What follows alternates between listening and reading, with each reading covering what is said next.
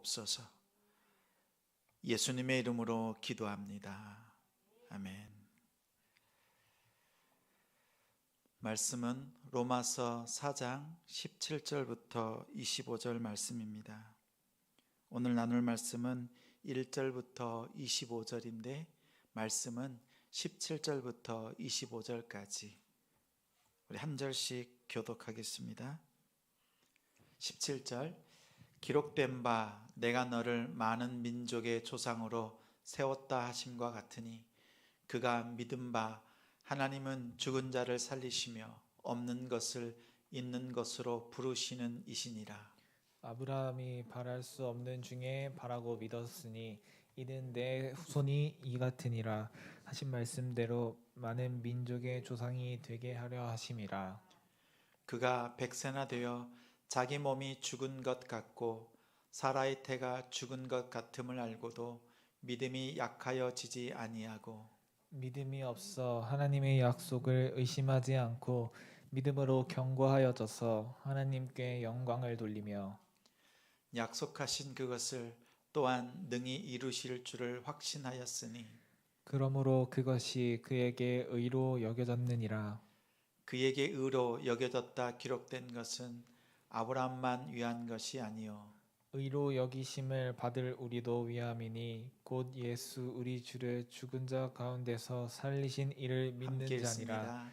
읽습니다. 예수는 우리가 범죄한 것 때문에 내 줌이 되고 또한 우리를 의롭다 하시기 위하여 살아나셨느니라. 아멘. 아멘. 아브라함도 다윗도 오직 믿음으로, 아브라함도 다윗도 오직 믿음으로 라는 제목으로 말씀 전하겠습니다.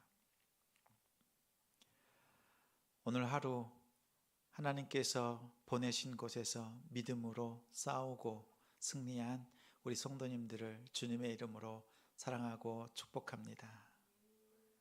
우리 좌우에 계신 우리 성도님 바라보면서 인사 나눌까요? 축복합니다. 축복합니다. 믿음으로 살지만 힘들고 어려운 일들이 많지요. 예수님께서 우리에게 승리의 길을 인도하시는데 그 인도하시는 방법이 다릅니다.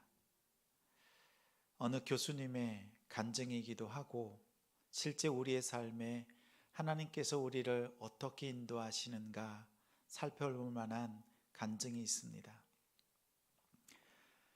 군 입대를 하면 훈련의 기간이 있습니다. 특별히 그 유격 훈련을 하는 기간에 화생방 훈련을 합니다. 화생방 훈련. 그러면 자그마한 그 밀폐된 공간에 들어가서 최루탄 가스를 터뜨리고 거기에서 방독면을 쓰고 군가를 부르고 또 여러 가지 하면서 이 최루탄 가스를 맞는 또 견디는 시간을 갖습니다. 훈련생들이 이제 들어가 마스크를 끼고 방독면을 끼고 들어가서 훈련을 받습니다. 한 조, 두 조 이렇게 훈련 마치고 나오는데 문제가 생겼습니다. 한 조에 들어가서 훈련을 받는데 너무나 힘든 나머지 그곳을 박차고 나옵니다. 이제 새파란 훈련생이 그것을 견디지 못하고 뒷문으로 탈출해서 나온 모습을 보고 중대장이 부릅니다. 그리고 중대장이 그 훈련생을 데리고 사람들이 보이지 않는 곳에 가서 한참 얘기를 합니다. 상상하지요. 아마 가서 무슨 얘기를 할까? 아마 엄한 군기 잡히고 아마 다시 들어올 것이다. 이렇게 생각합니다. 훈련생들이 다 기다리고 있는데 그 중대장이 와서 이렇게 행동합니다. 그 가스실에 화생방 훈련하는 그 문을 열더니 훈련생의 손을 붙잡고 같이 들어갑니다. 그리고 그 안에서 같이 군가를 부르고 방독면을 벗고 거기에서 같이 최루탄 가스를 맞이하면서 이 훈련생을 붙잡아주고 있는 거예요. 그리고 그 훈련의 짧은 2분, 3분이 될까요? 그 짧은 그 화생방 훈련을 마치고 튀어나와서 같이 눈물 흘리고 같이 온 몸에서 몸에 열려 있는 데라면 다 눈물과 땀과 그리고 침물이 이렇게 막 뒤범벅이 됩니다.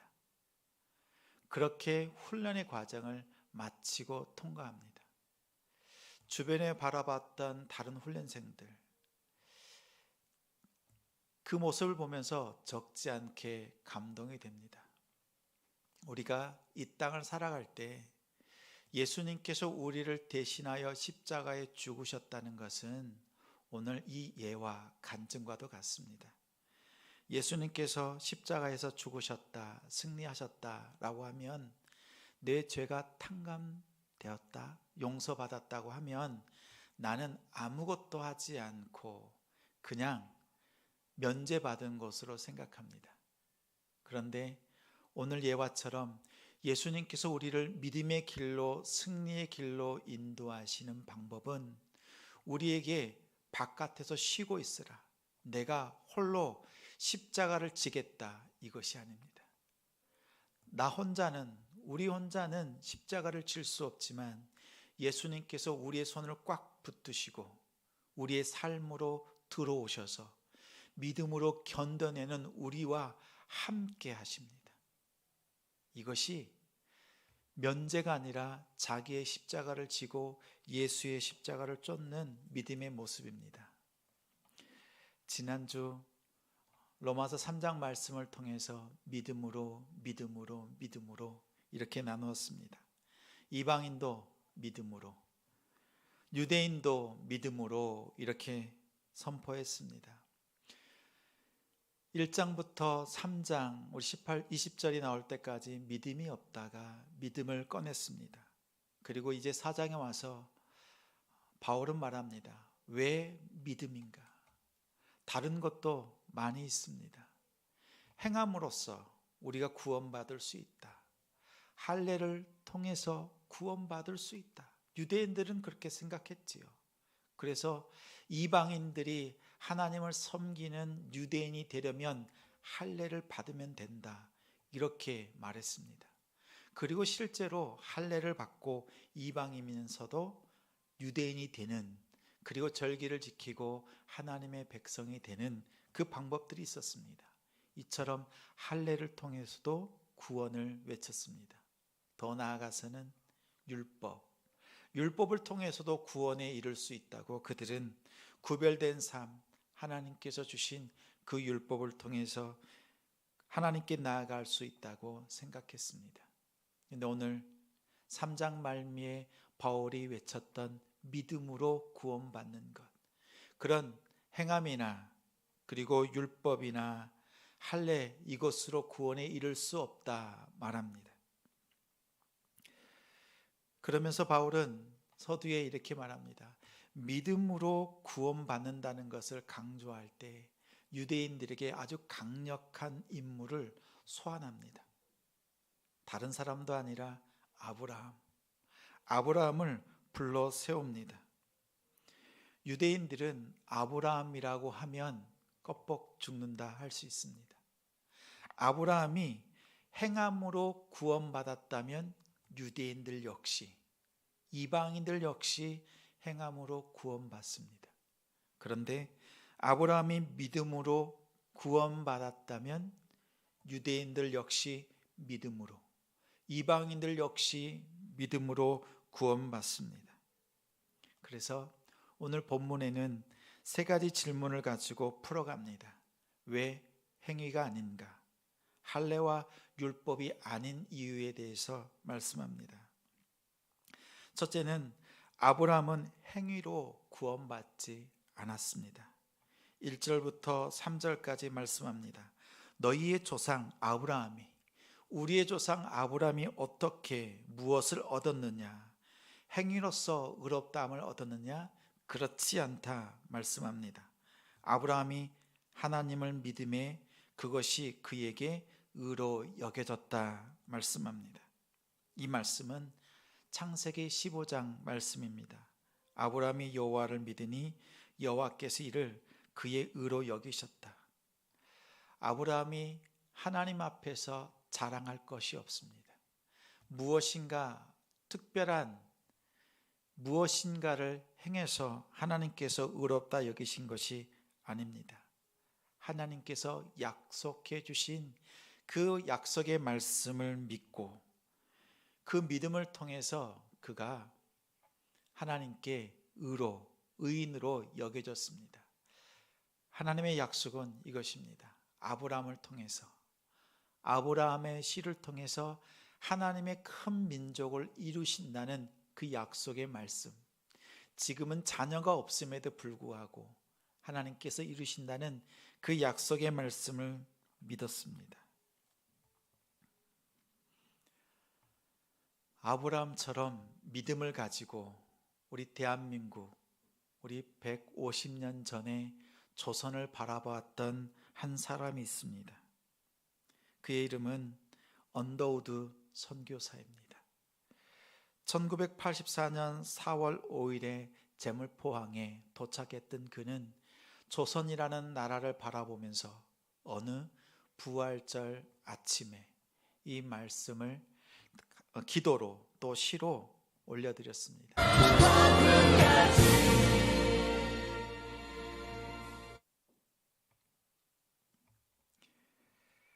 마지막 문장이 기억에 남습니다. 이곳이 머지않아 은총의 땅이 되리라는 것을 믿습니다.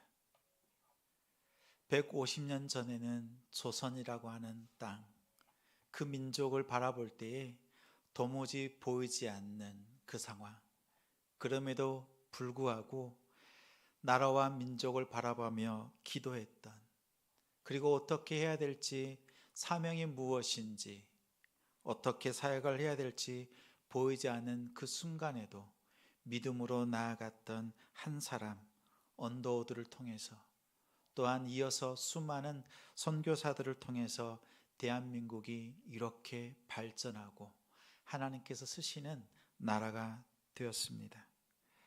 믿음이란 이토록 놀랍습니다. 한 사람의 믿음을 통해서 한 나라가 바뀌고 하나님께서 쓰시는 나라가 되었습니다. 오늘 아브라함 역시 믿음으로 하나님께서 일하실 것을 보았습니다. 그것이 의로 여겨지는 기준이 되었습니다. 아무 한 것이 없는데 용서받는 것. 다윗도 이렇게 고백합니다. 허물의 사함을 받고 자기의 죄가 가려진 자, 죄가 있지만 그 죄에 용서받은 자, 정죄당하지 않은 사람은, 오직 하나님의 은혜 가운데 있는 사람은 가장 복받은 자라고 말합니다. 오늘 이처럼 사도 바울은 아브라함을 통해서, 다윗을 통해서 우리가 무엇인가 하나님 앞에 행했기 때문에 의롭게 된 것이 아니라 오직 하나님의 은혜로, 오직 믿음으로 우리가 의롭게 되었다 말씀합니다.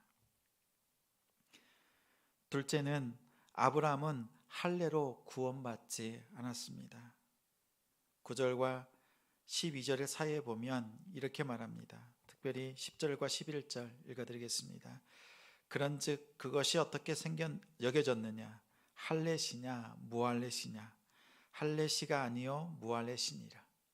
무할례일 때, 아브라함이 무할례일 때입니다. 할례의 표를 받은 것은 무할례시로 믿음으로 된 의를 인친 것이니 이는 무할례자로서 믿는 모든 자의 조상이 되어 그들도 의로 여기심을 얻게 하려 하심이라 말씀합니다. 아브라함이 의로 인침 받은 것, 그리고 할례의 관계에 대해서 시간을 따져서 이렇게 설명합니다. 아브라함이 창세기 12장에 하나님으로부터 부르심을 받은 나이가 75세입니다. 그리고 하나님 앞에서 믿음으로 의롭다 하심을 입은 15장에는 86세입니다. 그리고 그로부터 한참이 지나서 아브라함이 할례를 받은 나이는 99세. 부름을 받았고, 그리고 의롭다 하심을, 칭의를 받았고, 그 다음 할례를 받았습니다. 그래서 이 시간으로 보면 먼저 하나님 앞에 의롭다함을 입었습니다. 구원받은 그 근거는 이런 할례가 아니라 먼저 받은 이 칭의, 믿음에 있습니다. 그러하기에 바울은 힘있게 말합니다. 우리가 할례가 아니라 믿음으로써 우리의 조상 아브라함이 의롭게 된 것은 믿음으로 말미암아 의롭게 되었고 구원받은 것처럼 우리 역시 이제 할례가 아니라 믿음을 통해서, 그리고 이방인들도 할례를 행할 것이 아니라 믿음을 통해서 의롭게 된다는 것을 말씀으로 또한 이 아브라함을 통해서 깨닫게 했습니다. 그러면 할례는 무엇일까요? 할례. 조금 전에 읽어드렸던 말씀, 우리 11절에 이렇게 말씀합니다. 할례는 믿음으로 의롭게 되었다라고 하는 표시로서 할례를 행했다 말합니다. 결혼을 하지요. 결혼을 합니다. 결혼식에 앞서서 무엇을 합니까? 결혼 서약을 합니다. 서로의 마음을 확인하고 서로의 혼인 증서처럼 이렇게 서로의 마음을 확인하고 그리고 결혼식에 임하고 선서를 합니다. 선서는 그 누구에도 보이지 않지만 그 다음의 순서가 서로의 손가락에 그 징표로서 반지를 서로 나눕니다. 그리고 서로의 언약과 서약에 대해서 이 반지가 그 역할을 감당하지요. 마찬가지로 믿음으로 의롭게 된 그 모습에 대해서 겉으로 표시하는 것이 할례입니다. 그 본질은 믿음으로 의롭게 되는 데 있습니다. 이방인이든지 유대인이든지 아브라함처럼 할례보다 앞선 믿음으로 구원받습니다. 세 번째는 아브라함은 율법으로 구원받지 않았습니다. 13절부터 16절 말씀 중에서 13절 함께 읽겠습니다. 아브라함과 그 후손에게 세상의 상속자가 되리라고 하신 언약은 율법으로 말미암은 것이 아니요 오직 믿음의 의로 말미암은 것이니라. 이 역시 바울은 치밀하게 논리적으로 말합니다. 그럼 믿음이 먼저냐 율법이 먼저냐? 율법은 누구를 통해서 왔습니까? 하나님께서 모세를 통해서 율법을 주셨습니다. 그럼 모세가 먼저입니까? 아브라함이 먼저입니까? 아브라함보다 400년 뒤에 나타난 사람이 모세입니다. 모세가 아무리 율법을 받은 하나님께 직접 율법을 받았지만 아브라함을 앞설 수가 없습니다. 아브라함이 받았던 그 믿음을 통해서 받은 그 의롭게 된 것은 율법보다 앞서도 한참 앞섭니다. 바울은 이렇게 말합니다. 우리가 하나님 앞에서 구원받는 것, 의롭게 되는 것은 행위로서 무엇인가 자랑할 것이 있는 것이 아니라 또 할례도 아니고 율법도 아니라 오직 믿음으로 한번 따라서 하실까요? 오직 믿음으로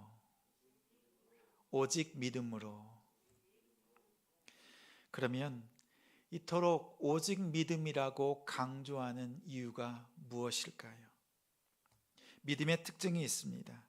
첫째는 약속하신 것을 붙잡게 합니다. 오늘 말씀 본문 말씀입니다. 20절부터 22절까지 함께 읽겠습니다. 믿음이 없어 하나님의 약속을 의심하지 않고 믿음으로 견고하여져서 하나님께 영광을 돌리며 약속하신 그것을 또한 능히 이루실 줄을 확신하였으니 그러므로 그것이 그에게 의로 여겨졌느니라. 아멘. 관계에서 오는 어려움이 많지요.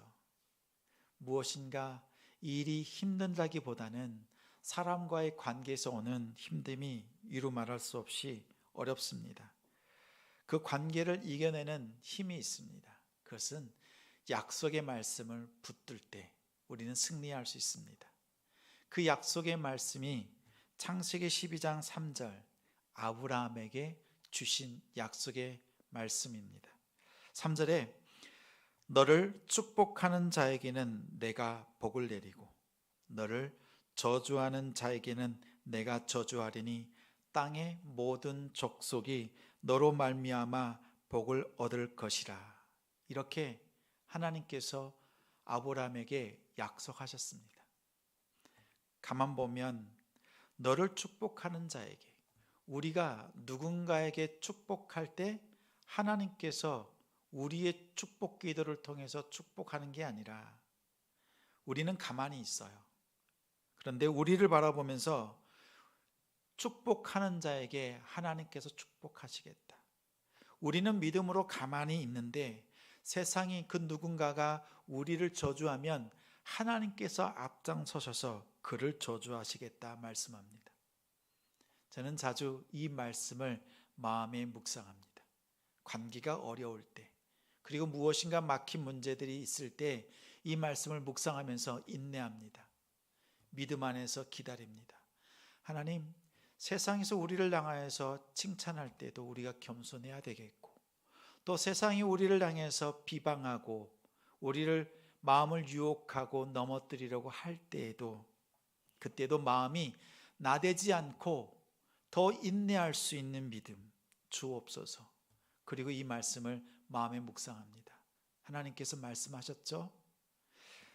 우리를 향해서, 나를 향해서 축복하는 자를 하나님께서 축복하신다 하였사오니 주님, 우리를 향해서 축복하는 자에게 복을 더하여 주옵소서.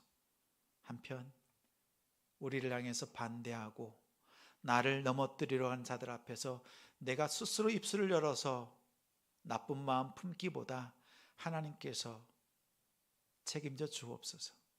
이렇게 기도하며 나아갑니다. 이 말씀을 기억할 때마다 주님을 생각합니다.